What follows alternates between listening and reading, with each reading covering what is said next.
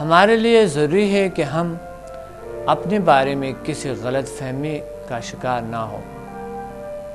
دوسروں کے حقوق کا بھی خیال رکھنا چاہیے اور ساتھ ہی اپنی ذات کو بھی فراموش نہیں کرنا چاہیے.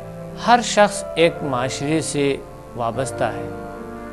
معاشرے میں رہتے ہوئے اس پر کچھ ذمہ داریاں عائد ہوتی ہیں کہ اسے اخلاقی اصولوں پر عمل کرنا پڑتا ہے، لیکن اس کا مطلب یہ نہیں کہ وہ اپنی ذات کو کچل ڈالے، بلکہ اسے اپنے خواہشات اور جذبات کا بھی قدر کرنی چاہیے اور ان حدود کا بھی احترام کیا جائے جو فرد پر منفی عمل کی بجائے مثبت اثرات ڈالتا ہے. لیکن انسانی محرکات اور جذبات اتنے پیچیدہ ہے کہ بعض اوقات فرد خود ان کو سمجھ نہیں پاتا.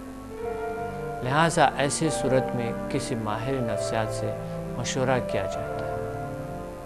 ماہر نفسیات نے ان محرکات کو 2 گروہوں میں تقسیم کیا ہے. ذاتی محرک مثلا بھوک پیاس، ہوا، پانی اور جنس کا محرک.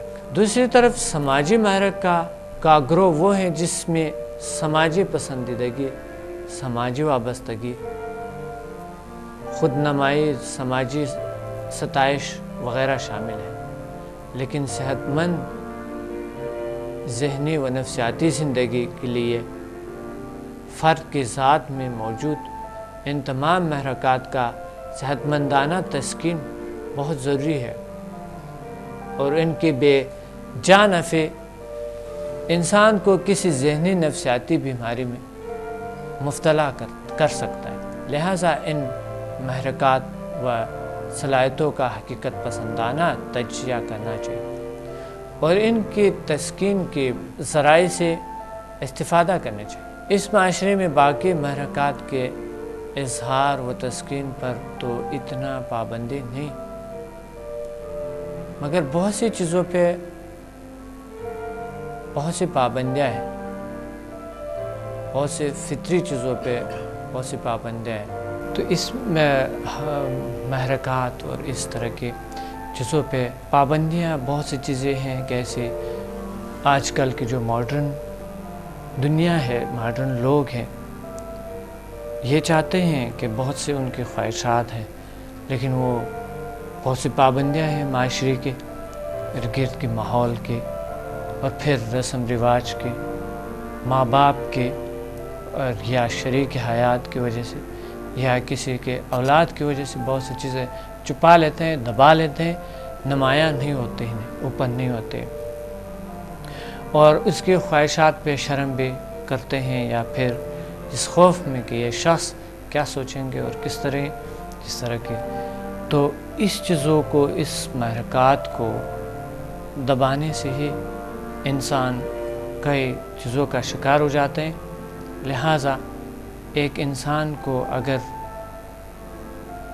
کچھ چھوٹی چھوٹی خوشیاں ہیں تو اس خوشیاں کو مثلا کوئی کتاب پڑھ کر آرام یا سکون دے سکتا ہے ورزش کرنے سے، اور اس طرح کی چھوٹی چھوٹی خوشیاں بہت سی بیماریوں کا علاج ہیں. چھوٹی چھوٹی خوشیاں لائیں، تھوڑا سا دوڑ لگائیں، تھوڑے سے ورزش کریں، تھوڑے سے کوئی اچھے جو آپ کو ہے ایسے پروگرامنگ دیکھیں جس طرح کہ آپ health wealth and happiness programme دیکھ رہے ہیں. اس طرح پروگرام سے خوشیاں آپ کو ہو سکتے ہیں، آپ کی زندگی چینج ہو سکتے ہیں، آپ کی زندگی میں تبدیلی آ سکتا ہے. بیٹھے بیٹھے آپ اپنی زندگی کو چینج کر سکتا ہے. اعتماد کا کرشمہ. اعتماد بیماری اور پریشانی کا مقابلہ کرنے کے لیے اعتماد ایک طاقتور ہتھیار ہے. اس دور میں جتنی قوت ہے اتنی دنیا کی بڑی سے بڑی ٹانگ میں بھی نہیں ہے. اتنی بڑی طاقت ہے قوت ارادے میں. تندرستی کے جذبے سے جتنی صحت حاصل ہوتی ہے اتنے کسی دوا سے نہیں ملتے۔ اس طرح بیماری کے خیال سے جتنی بیماری بڑھ جاتی ہے اتنی شاید میں حقیقت میں بھی نہ ہو اس بیماری کا۔ جس طرح کا کامیابی کے حصول کے لیے کامیابی کے خیال، کامیابی کے جذبے، کامیابی کی امید اور کامیابی کے بارے میں خود اعتمادی ضروری ہے، اس طرح تندرستی کے حصول کے لیے بھی تندرستی کی امید اور اعتماد ناگزیر ہے۔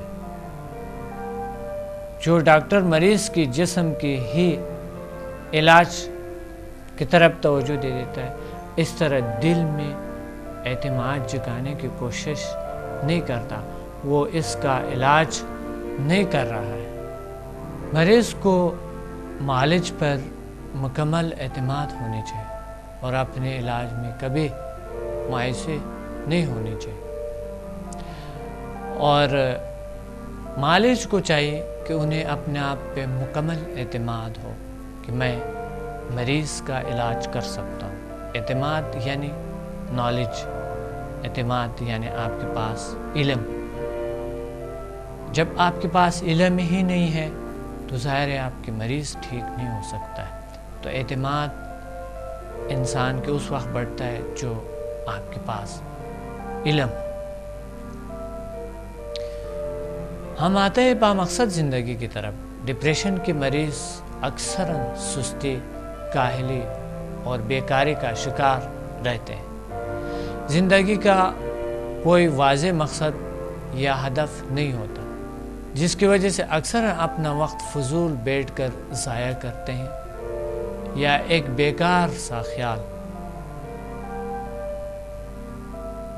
خیال دنیا میں مگن رہتے ہیں، یا کوئی خاص کام نہ کرنے کی وجہ سے اکثر سوچوں میں گہرے رہتے ہیں، جس سے ان کا مرض اور بڑھ جاتا ہے۔ ہمیشہ بیماری کے بارے میں سوچنے کی وجہ سے بیماری کے ریشے اور مضبوط ہو جاتے ہیں۔ دوسری طرف یہ لوگ چاہتے ہیں کہ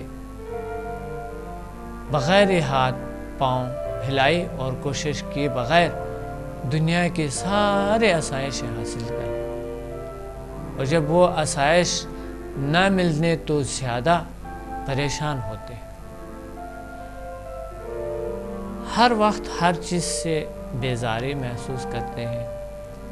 اگر مریض اپنی پوری توجہ اپنے مقاصد اور نصب العین پر دیں تو مریض کی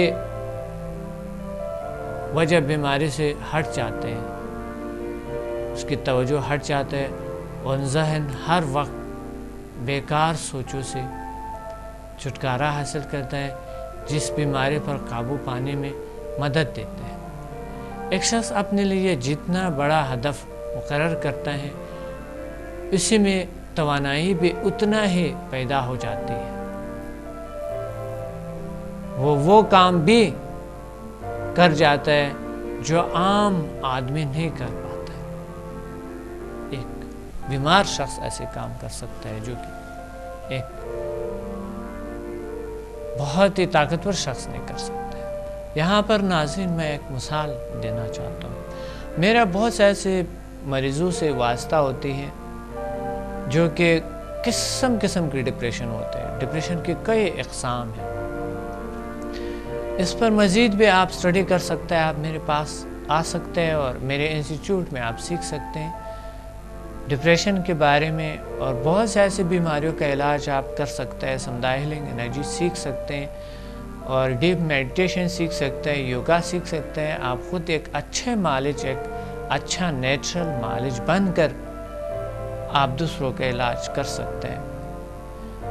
اور میرا ایسے بیماروں سے ایسے واسطہ پڑتا ہے، ایسے ہزاروں پیشنٹ سے واسطہ پڑا ہے جس میں مختلف قسم کی بیماریاں ہیں، اور ایسی بیماریاں جو ڈپریشن نہیں ہوتی ہے لیکن وہ مریض ڈپریشن سمجھتے ہیں، ایسی بیماریاں جو ڈپریشن ہی ہے لیکن مریض اس کو جسمانی بیماری سمجھتے ہیں، اور معالج کو بھی پتہ نہیں ہوتا ہے کہ معالج اس کو کیا تشخیص دے، اس کو کیا بتائے۔ ایک عورت جو کہ خوف کا شکار تھی، ایک وقت اسے شائٹکا پین ہوا، اور شائٹکا پین ایک ڈاکٹر کے پاس گئے۔ ڈاکٹر نے کہا یہ شائٹکا پین آپ کے فالج کا باعث بھی بن سکتا ہے۔ عورت جو تھی آرتھرائٹس پہ مبتلا ہو گئی، اور آرتھرائٹس جب ڈاکٹر کے پاس گئی، ڈاکٹر نے تشخیص کیا کہ آرتھرائٹس ہے اور یہ فالج کا بھی باعث ہو سکتی ہے۔ تو عورت آرتھرائٹس کا واقعی آرتھرائٹس سے حقیقت میں جب خوف تھا ان کے پاس، وہ فالج ہو گئی اور بیمار پڑی، بستر پہ کئی عرصہ پڑی ہے عورت۔ کئی عرصے کے بعد زلزلہ ہے اور وہ سو رہی تھی، ان کے اولاد دوسری منزل پہ تھے اوپر، تو سو رہے تھے، ایک دم اٹھی، وہ ایک دم جاگ کر اٹھی اور بھاگ کر اپنے بچوں کو نیچے لائے۔ جب نیچے آئے، گلی میں جب آ گئے، لوگ دیکھ کر حیران ہو گئے کہ یہ عورت تو فالج تھی، بستر پہ پڑی ہوئی تھی، یہ کیسے ٹھیک ہو؟ تو جب اسے پتہ چلا کہ میں تو فالج تھی، تو ایک دم گر پڑی، اس کے بعد واپس فالج ہو گئی۔ تو اس میں ایک ماہر نفسیات نے ان کا علاج کیا اور ان کو کہا کہ تم بیمار نہ ہو، ایک خوف میں مبتلا ہے، جو کہ ایک ڈاکٹر نے آپ میں خوف میں مبتلا کیا۔ لہٰذا میرا درخواست ہے ڈاکٹر سے کہ پیشنٹ کے ساتھ بہت ہی اچھا رویہ کر لیں اور اسے اپنے پیسے کی خاطر کسی خوف میں مبتلا نہ کرے کہ اوہو یہ تو بہت بڑی بیماری ہے اور یہ تو ختم ہونے والے ہیں اور یہ تو اب یہ ہے اور یہ بہت سے ڈاکٹرز ہیں جو کہ نفسیاتی بیماریاں نہیں جانتے، بلکہ بہت سے لوگ ہیں جس بیماریوں پہ مبتلا ہے، جس طرح میں نے ذکر کیا، وہ نہیں جانتے۔ اور آپ سیکھ سکتے ہیں مجھ سے بہت سی اس طرح حقائق، اور آپ کو اسکرین پہ نمبر نظر آ رہے ہیں، اس نمبر پہ آپ رابطہ کریں اور اس نمبر پہ ہم سے رابطہ کر کے آپ انشاءاللہ بہت کچھ پائیں گے، سمدھا ہیلنگ انرجی، HMF سیکھیں گے، اور ایسے ایک نیچرل طریقے جو بیٹھے بیٹھے آپ کا ایک پیشنٹ اسی وقت ٹھیک ہو جائے، اسی وقت ٹھیک ہو جائے، اور بلکہ ایک عام انسان یہ سیکھ سکتے ہیں، آئیں اور وہ اپنا کلینک بنا کر،